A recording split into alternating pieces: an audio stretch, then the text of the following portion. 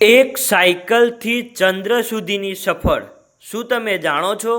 દુનિયાભરમાં ડંકો વગાડતી આપણી સ્પેસ એજન્સી એ પોતાનું પહેલું રોકેટ ઇસરો એ એક સાયકલ ઉપર લઈ જઈને લોન્ચ કર્યું હતું. વાત છે 21 નવેમ્બર 1963માં.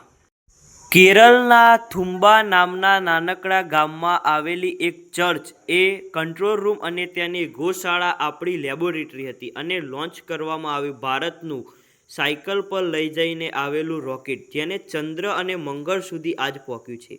આ રોકેટના ટુકડા અને આ રોકેટ એટલું નાનું હતું તે તેને સાયકલ વડે લઈ જવામાં આવ્યું અને કેટલાક ટુકડા બળદગાડામાં લઈ જઈને નારિયેળના ઝાડના વચ્ચેથી આ રોકેટ લોન્ચ કરવામાં આવ્યું, જે છે સાયકલથી ચંદ્રયાન સુધીની સફર.